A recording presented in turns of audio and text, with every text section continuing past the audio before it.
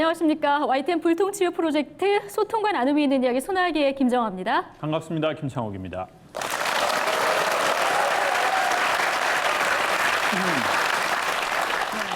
자, 인생을 살아가다 보면 좋은 일도 있고 뭐 나쁜 일도 있기 마련인데요. 왜 나한테만 이런 일이 일어날까? 삶이 좀 사막 같고 오지 같고 이렇게 좀 과장되게 느껴질 때가 있잖아요. 여러분도 그런 느낌 받으실 때 있으시죠? 네. 또 어떤 때, 누구랑 있을 때 그런 느낌을 제일 많이 받으시나요? 또 어떤 네? 직장 상사. 야근할 때, 예. 뭐 등등. 네. 고지서. 카드 고지서. 고지서가 날라올 때 오지 삶이 같죠, 오지 같다라고. 아, 그런데 지가 쓸 때는 기분 좋았잖아요. 네. 저희가 지금 이렇게 웃으면서 얘기합니다마는 사실 이런 고비를 겪을 때는 나는 너무 아프고 또 탈출구가 없어 보이고 그럴 때 있잖아요. 저도 똑같은 입장이니까 그런 때가 없지 않아 있는 것 같습니다. 네. 긴 인생의 그 삶의 레이스를 어떻게 완급 조절하면서 행복하게 완주할 수 있을지 오늘 특히 내 삶이 좀 오지 같다 이렇게 느껴지시는 분들은 이 시간 꼭 함께해 주시기 바랍니다. 박수로 강연 먼저 청해 듣겠습니다.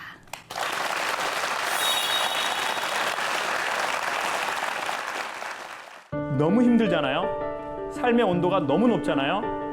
그러면 사람은 자기가 땀을 흘렸는지를 잘 모릅니다. 아우, 나 괜찮아. 알잖아. 괜찮은 척 하신 분들은 얼굴 표정도 다 이래요. 우울증입니다. 속이 아닙니다. 삶이 어느 날 오지에 들어섰거든요. 우리는 어떻게 이 사막을 지나갈까요? 최근에 어떤 그 사막이나 오지를 그 레이싱 하시는 레이서분을 만나서 방송을 한번 한 적이 있습니다. 근데 이분은 그 뭐 사하라나 고비 사막 이런 극단적인 사막에서 수백 킬로를 그 레이싱을 하는 일에 한 300만 원에서 500만 원을 들여서 참가하시는 분이에요. 되게 독특하죠. 여러분 그런데 혹시 가고 싶나요? 남편은 보내고 싶죠. 그 위험한 데니까. 시어머니랑 같이 이렇게 패키지 상품으로 해가지고 네? 보내고 싶죠. 다 알아요, 저도. 그런데 말입니다. 그분 페이스북에 가서 그분이 어떤 일을 했는지를 사진을 쭉 수백 장을 봤습니다.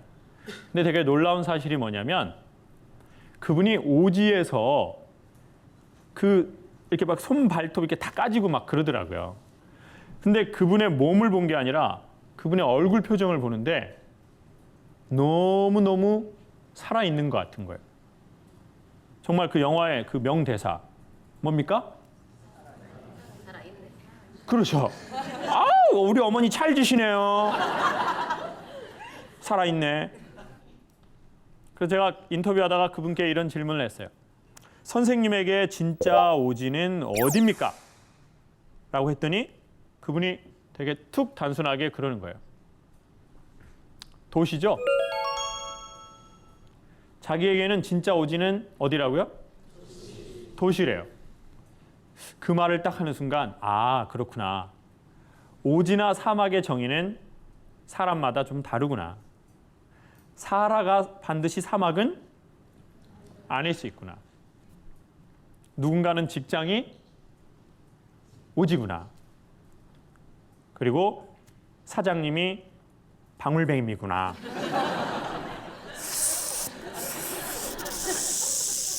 고객님은 전갈이구나.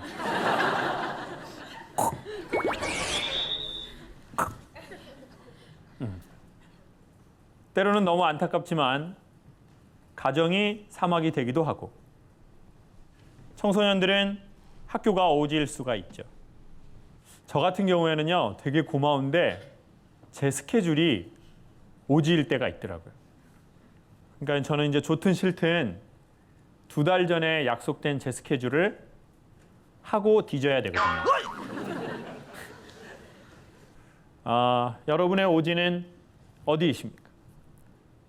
제가 그분께 관심을 갖고 물어보게 됐습니다. 선생님, 사막에서 실제 죽는 사람 있나요? 그랬더니 흔치는 않지만 있답니다.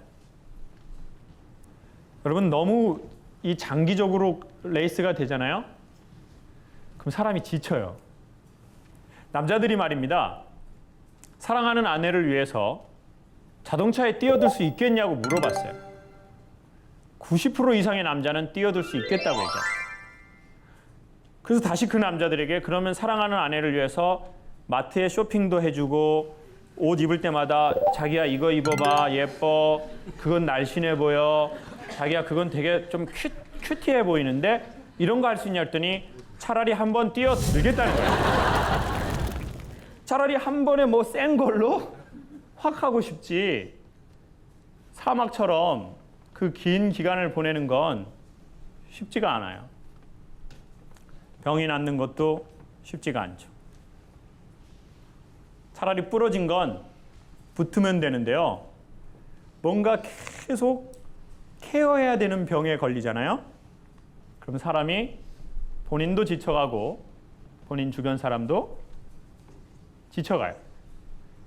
근데 그때 착한 사람들은 괜찮은 척을 하게 돼 있습니다. 자, 그럼 제가 질문 하나 드려볼 테니 여러분이 한번 손으로 그냥 거수만 해보세요.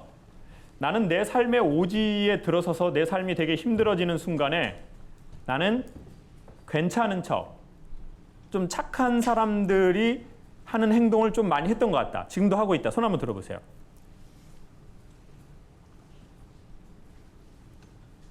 이게 착한 척, 괜찮은 척 하는 사람들이 많네요. 그리고 이 괜찮은 척 하신 분들은 얼굴 표정도 다 이래요.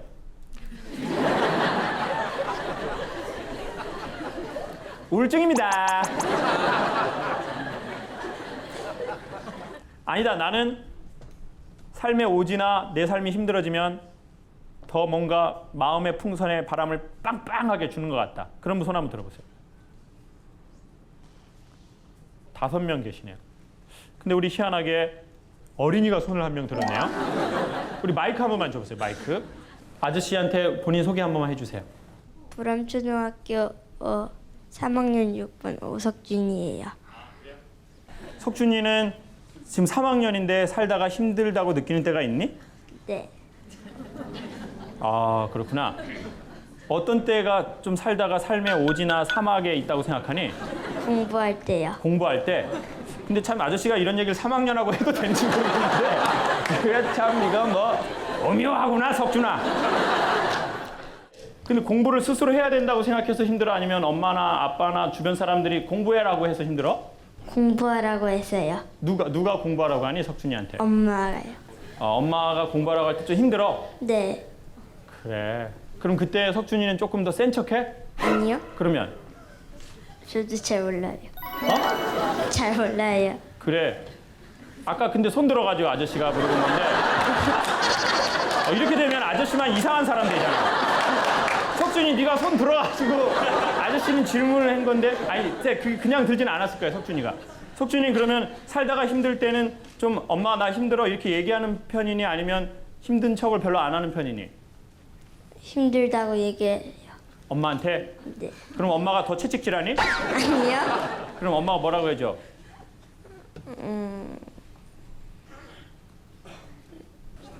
지금 머리에서 말 짜내려니까 어렵지? 엄마가 채찍질 하는 걸로 정의 내리도록 할게. 고마워 석준아. 박수 한번 주세요.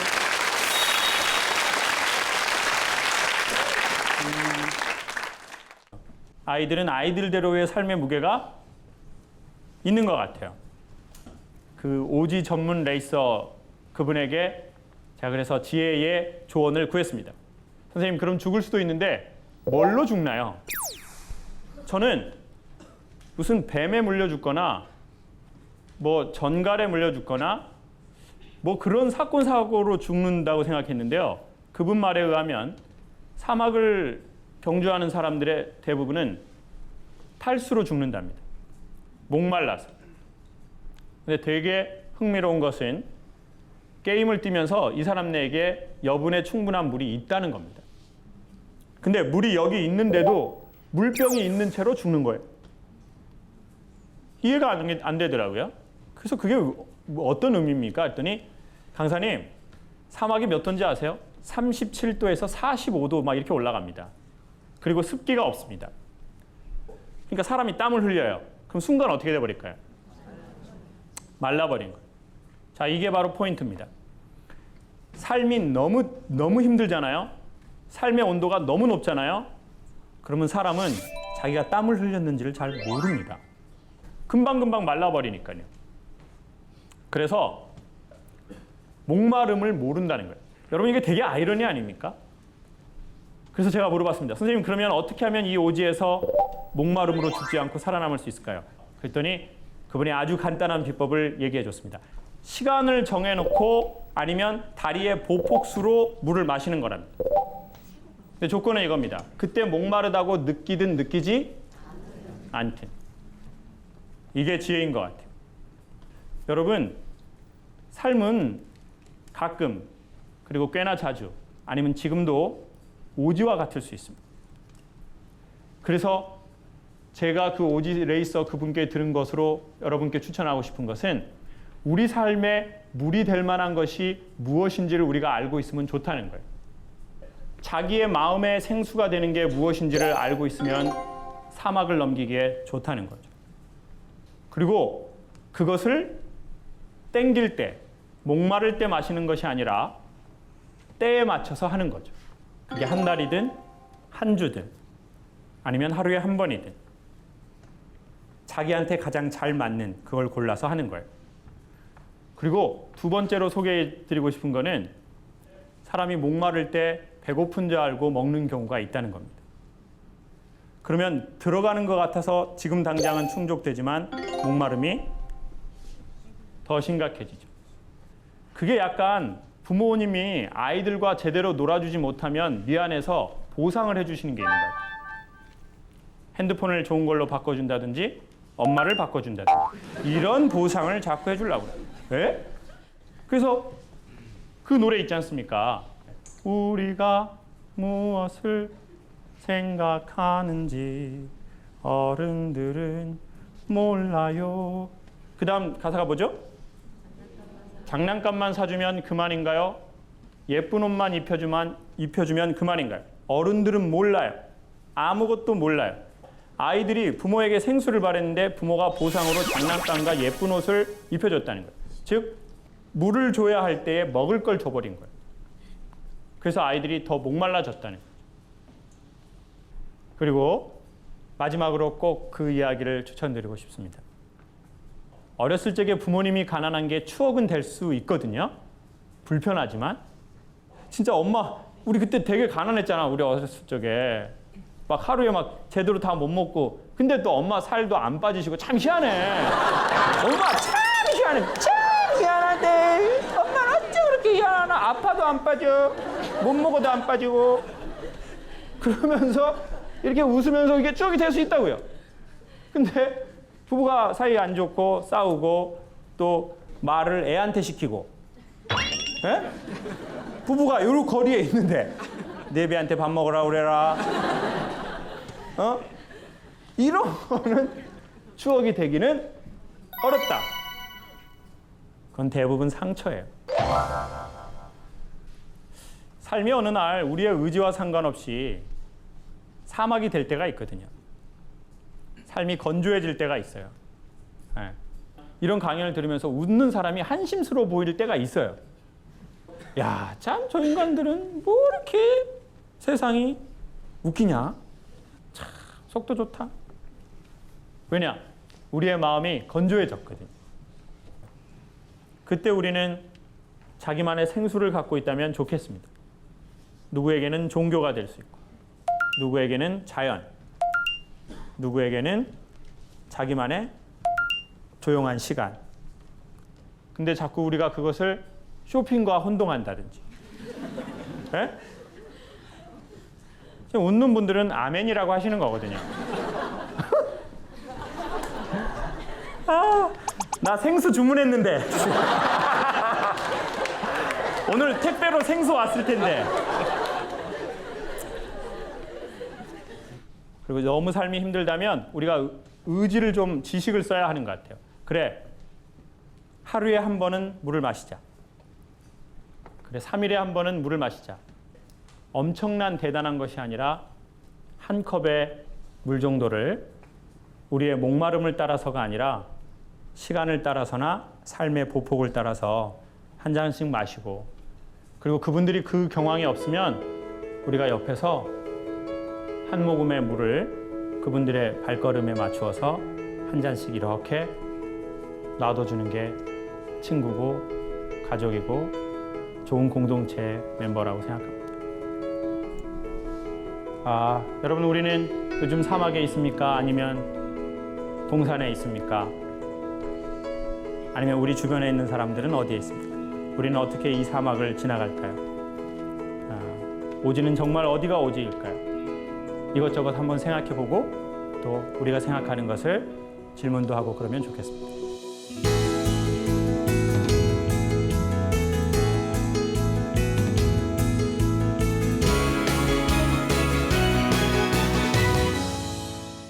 교수님 아까 오지레이서 얘기해 주셨는데 혹시 교수님도 뭐 오지레이스를 해본 경험이 있으신가요?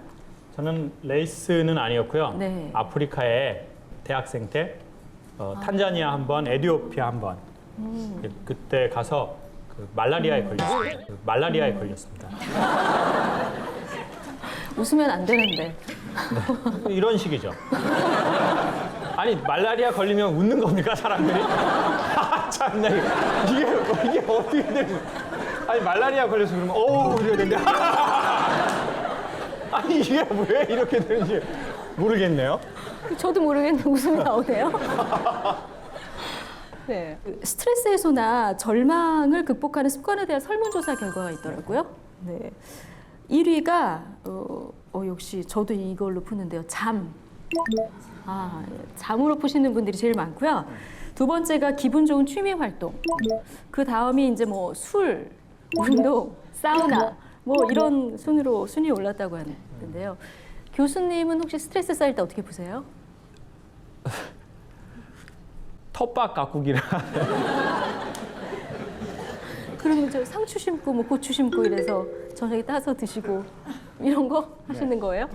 근데 이제 뭐 야. 앵두나무하고 뭐 이렇게 그 블루베리 하고 이렇게 한 7만 평 정도 이렇게. 아니, 그거 아니면 텃밭도 아니잖아요. 그게 뭐 텃밭입니까? 저 아침에 일어나서 헬기로 이렇게 텃밭 이렇게 도도도도도도도도도도 부고. 근데 제가 그걸 하면서 뭘 느꼈냐면은요. 네. 강의나 이런 건 생각을 많이 해야 되고 사실 머리를 계속 쓰는 거지 않습니까? 네.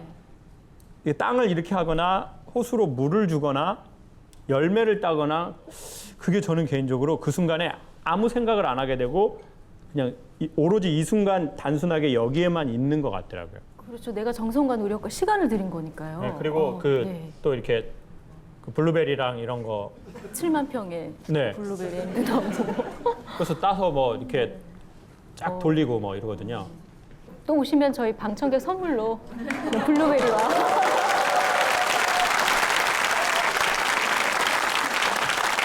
앵두나무요? 아니, 저희 가족이 한 70톤 먹거든요. 그래가지고 저 못 주겠어요. 저렇게 보기처럼 넉넉한 사람은 아닙니다. 그 남들은 전혀 모르는 나만의 어떤 스트레스 해소법이 있다는 분들 손 한번 들어주실까요? 저기 있으시네요. 네.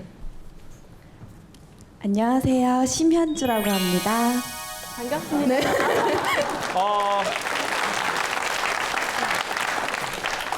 일단 우리 선생님 목소리에 많은 분들이 스트레스를 받으셨고요. 자, 선생님 어떤 방식으로 스트레스를 좀 해소하세요? 저는 두 가지 방법이 있는데요. 첫 번째는 목욕탕에 가서 세신을 받아요. 때밀이. 근데 그게 이루 말할 수 없는 환상이거든요. 두 번째는 좀 하루 날을 잡아서 책을 한 권 사요. 좀 인생 지침서 같은 책을 사서 우리 스님들 책이나 멈추면 비로소 보이는 것들 이런 책을 사서 제 이제- 책은 안 샀죠? 네. 네, 그래서 책을 사서 카페에 가서 하루 종일 그 책을 조금 한 권 다 읽고 오는 두 네, 가지. 이제 앉으십시오. 네. 앉아서 멈추십시오. 아니, 제 책이 나올 때 혜민 스님 그 책이랑 같이 나와서 제 책은 안 팔렸거든요. 근데 저렇게 구체적인 방법을 알고 계시고 갖고 계시다는 게 참 대단한 것 같아요. 그러니까요. 목소리도 굉장히 밝으세요. 네, 네. 아유. 첫 번째 그 목소리 뉘앙스만 바꾸면 더 좋은 인간관계가 있지 않겠나라는 생각을 살포시 하게 됩니다. 네.